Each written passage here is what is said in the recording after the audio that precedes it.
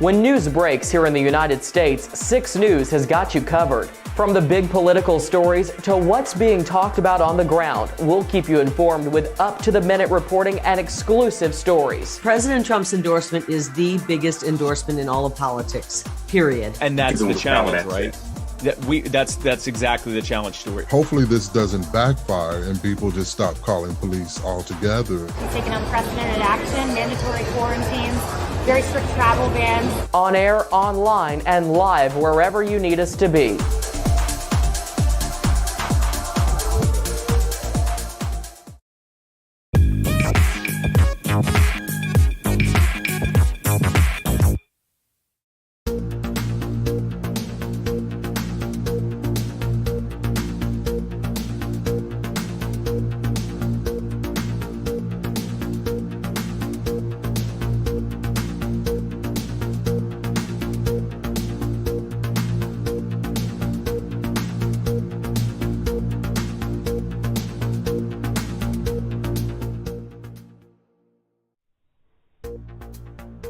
Hello, you're watching SIX News on the Hour. I'm Leonardo, Puglisi. The top stories we're following right now. Premier under pressure. A senior New South Wales minister claims the Nazi uniform scandal is just the beginning, with Dominic Perrottet facing ongoing calls to quit just 69 days out from the state election.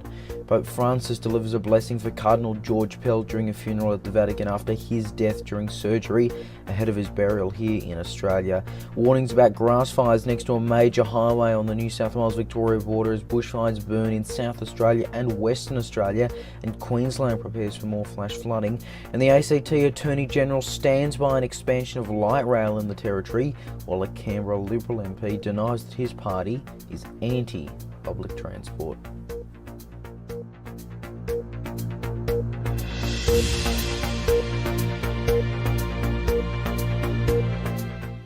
Good evening. New South Wales Premier Dominic Perrottet remains under pressure from some to resign tonight, less than 70 days out from the state election after his admission he wore a Nazi uniform to his 21st birthday back in 2003. Multiple Liberal MPs are publicly standing by him, but one senior minister has reportedly said that this is just the beginning.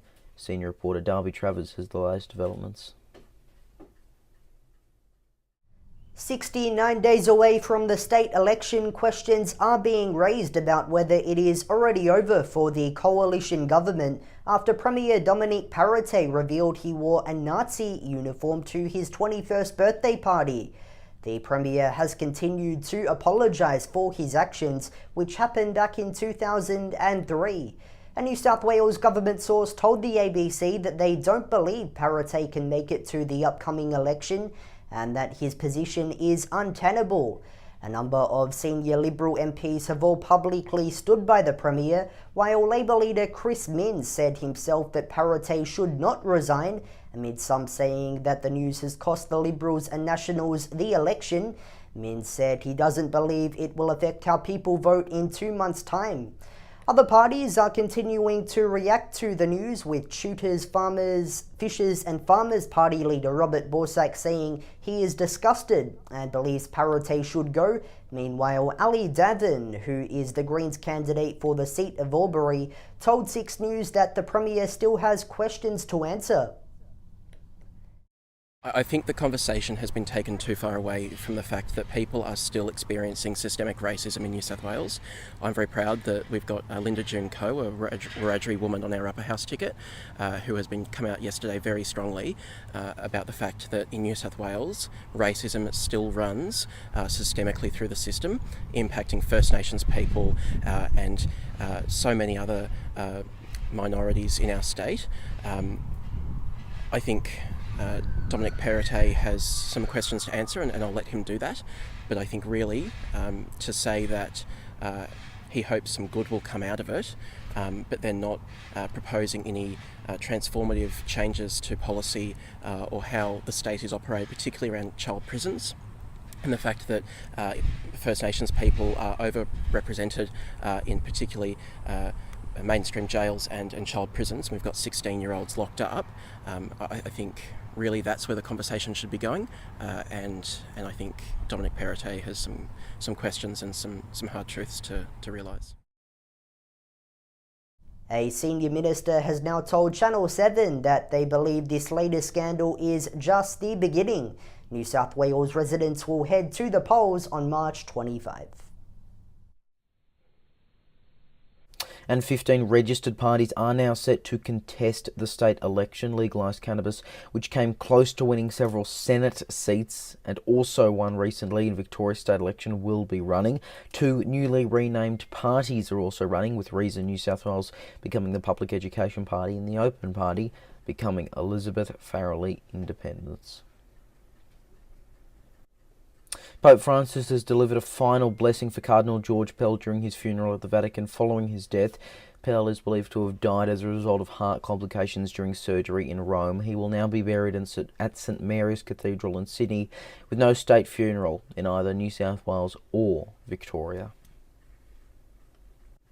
There are warnings tonight about grass fires amid high temperatures right across the nation, with a blaze seen next to a highway near the New South Wales-Victoria border. Bushfires have also continued to burn in South Australia and Western Australia, while parts of Queensland are now expecting flash flooding. Border Austin Pollock has more.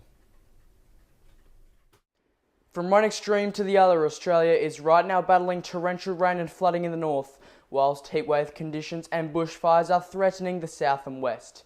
6 News cameras captured a grass fire next to the Hume Freeway near the Victorian New South Wales borders, where temperatures in the area skyrocketed to 36 degrees yesterday. And the heat isn't over yet, with Melbourne expected to once again reach temperatures in the high 30s by Tuesday, after a cooler reprieve from the conditions today. In Adelaide, temperatures of 38 degrees are also expected early next week. But in the west, an intense bushfire that was sparked by a lightning strike last Tuesday has destroyed a property and is threatening many more.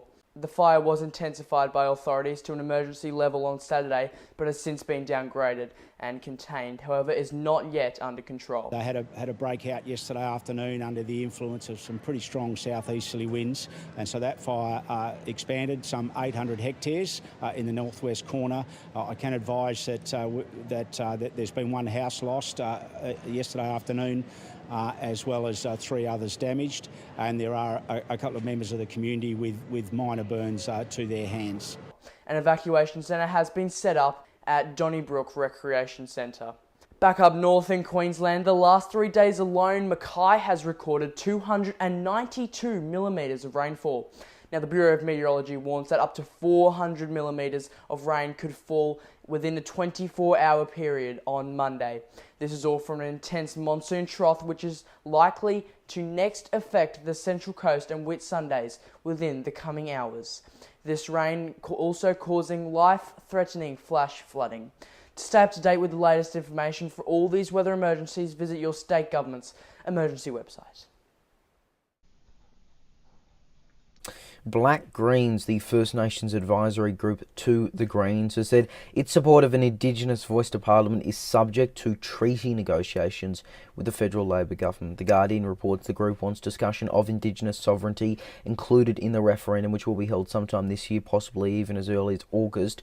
Green Senator for Victoria Lydia Thorpe has previously told Nine the party does not have an explicit yes or no stance at this stage. The ACT Attorney-General has stood by an expansion to light rail in the Capital Territory. Shane Rattenbury, who's also the ACT Greens leader, told 6 News the planned expansion in Canberra will make light rail even better, and says his party has been talking to locals about it, some even changing their minds. Stage 1 of light rail from the city to Gungahlin has been a terrific success. Prior to the pandemic, the numbers of patrons was above what we were expecting. So that was really popular, and it shows that when you invest in good public transport in Canberra, people use it. And I think people south of the lake deserve that same opportunity. And light rail will just get better as the network expands. You can get to more places with it. It'll become even better than it has been on the first stage. We've had a couple of elections now where light rail's been a big story, and people have kept voting for the parties who are advocating for light rail. So, I've had plenty of conversations with people over a long period of time about it now, and a lot of people really get it. What's been interesting for me is people who perhaps didn't support it so much before stage 1, some of them have come up to me afterwards and said, I understand now what you were trying to achieve. They've actually used it. They appreciate how good light rail is and what a difference it can make to a city. Meanwhile, Canberra Liberals MP Mark Pardon has questioned the need, citing the cost and claiming the government has not been forthcoming with some of the details, but has been denying his party is anti-public transport. We've got a light rail line that runs from Gungahlin to Civic, which was, it was part of the election of 2016, which was heavily contested on that, which obviously Labor and the Greens won. And so we've got a light rail line that runs from the outer suburbs of Gungahlin to Civic, and it's solved a genuine public transport problem. The next stage is in theory going to Woden, where there isn't a genuine public transport problem. I can catch a bus from Woden to Civic in 14 or 15 minutes. The tram is going to take half an hour. But additionally, it's going to cost nearly $3 billion. Now, that figure has come entirely from my office because the government refuses to indicate whether that figure is correct or not. I can tell you it is correct, and indeed, if anything, it's an under figure. If anything, it's going to cost more than $3. And so the question we've been asking is, what is the threshold cost for this project? And I speak as a regular user of the public transport system here in the ACT, and the Canberra Liberals, when we do release our full public transport plan, it will be a greener, much more efficient, much more practical public transport system that will get us back to the glory days of public transport in the ACT, which did happen in buses in the 80s. Light rail projects faced delay in previous years due to the COVID-19 pandemic. The UK has agreed to send tanks to Ukraine as the one-year anniversary of the beginning of the war approaches next month. UK PM Rishi Sunak and President Volodymyr Zelensky spoke via phone with the Downing Street spokesperson, saying Sunak outlined the UK's ambition to intensify our support to Ukraine, including through the provision of Challenger 2 tanks and additional artillery systems. A new wave of attacks from Russia overnight has left 12 people dead in Kyiv and Dnipro, with others reportedly buried alive. China has reported almost 60,000 COVID-related deaths in the past month. Officials say that there were 58,939 deaths linked to coronavirus between December 8 and January 12, the majority having underlying conditions and were over the age of 80. It is the first major death toll released since their zero COVID policy ended amid accusations from some they have been underreporting virus deaths. Changing pace now taking a look at tomorrow's weather forecast right across the country, starting in Brisbane where it's going to be partly cloudy and a top of 28, 25 over in Sydney, 28 in the nation's capital Canberra with heavy rain expected there, 28 in Melbourne, Hobart it'll be 21, sunny 33 over in Adelaide, very warm top of 37 in Alice Springs, 26 over in Perth, and in Darwin a warm but wet top of 30 degrees. Reminder of the top stories we're following on 6 News this hour. New South Wales Premier Dominic Perrottet remains under pressure from some to resign after his admission he wore a Nazi uniform to his 21st birthday party. Multiple Liberal MPs are currently standing by him, but one senior minister has said that this scandal is just the beginning. And Pope Francis has delivered a final blessing for Cardinal George Pell during a funeral at the Vatican after his death. He will now be buried at St Mary's Cathedral in Sydney, with no state funeral in either New South Wales or Victoria. And that is 6 News for this hour. There is more news 24/7 on our website, SIXNewsAU.com, and on social media, Facebook, Twitter, Instagram, TikTok, and Lit. Just search 6 News AU to find us. I'm Leonardo. Puglisi. Thanks for your company. Good night.